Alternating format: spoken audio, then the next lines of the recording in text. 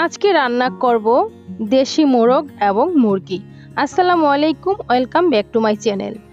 আজকে রান্না করার জন্য এখানে একটা মুরগি এবং একটা মোরগ জবাই করে পরিষ্কার করে নিয়েছি।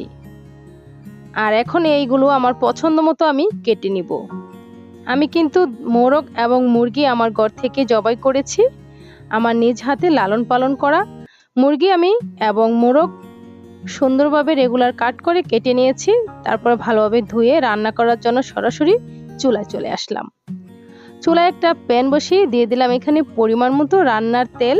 আর এখন দিয়ে দিচ্ছি 4-5টা শুকনা মরিচ, এলাচ, দারচিনি আর তেজপাতা। দিয়ে দিলাম এখানে 1 কাপ পরিমাণ পেঁয়াজ কুচি, একটু বাদামি কালার করে ভেজে নেওয়ার পর এখানে অ্যাড করে দিচ্ছি আদা বাটা, রসুন বাটা। 2 টেবিল চামচ আদা বাটা আর 3 টেবিল চামচ রসুন বাটা। অবশ্যই মুরগির মাংস রান্না করার সময় রসুন বাটা একটু বেশি দিবেন, আদা বাটা একটু কম দিবেন। আর এখন দিয়ে দিলাম 1 টেবিল চামচ পরিমাণ লাল মরিচ এর গুঁড়া, দিয়ে দিলাম 1 টেবিল চামচ পরিমাণ হলুদের গুঁড়া, পরিমাণ মতো পানি, পরিমাণ মতো লবণ, আর দিয়ে দিচ্ছি এখানে 1 টেবিল চামচের মতো ধনিয়ার গুঁড়া। সব মশলাগুলো একসঙ্গে কষিয়ে নেওয়ার পর দিয়ে দিলাম এখানে আগ থেকে কেটে রাখা মাংসগুলো। মাংস দেওয়ার পর ভালোভাবে নেড়েচেড়ে মিশিয়ে নিয়েছি 3 থেকে 4 মিনিটের মতো। এখন অ্যাড করে দিচ্ছি আমি আলু। আমি আমার পরিমাণ মতো আলুগুলো দিয়ে দিয়েছি, আপনারা আপনাদের পরিমাণ মতো বাড়িয়ে কমিয়ে আলু অ্যাড করতে পারবেন। সবকিছু একসঙ্গে মিশিয়ে ঢাকনাটা ডেকে কষিয়ে নিচ্ছি প্রায় 4 থেকে 5 মিনিটের মতো।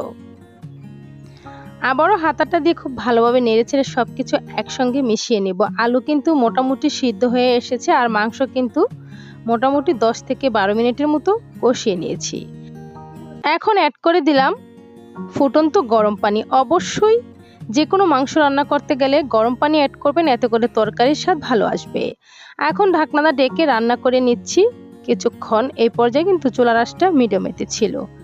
প্রায় 10 মিনিট পর ফিরে আসলাম। এর মধ্যে কিন্তু তরকারিটা মোটামুটি হয়ে এসেছে। এখন এর মধ্যে দিয়ে দিলাম আমি 1 চা চামচের মতো ভাজা জিরার গুঁড়া আর 1 চা চামচের মতো গরম মশলার গুঁড়া। জিরার গুঁড়ো আর গরম মশলা দেওয়ার পর একটু ভালো করে মিশিয়ে নিয়ে ঢাকনাটা ডেকে রেখে দিলাম 5 মিনিটের মতো। এই পর্যায়ে কিন্তু চুলার আঁচটা মিডিয়ামেতে ছিল।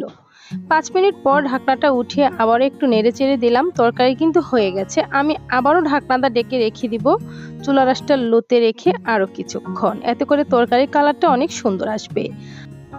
আমি আরও কিছুক্ষণ আগে কিন্তু চুলার জাল বন্ধ করে দিয়েছি। আর এখন তরকারির কালারটা দেখেছেন কতটা সুন্দর এসেছে। আজকের ভিডিওটা ভালো লাগলে একটি লাইক দিয়ে আমার পাশে থাকবেন। আল্লাহ হাফেজ।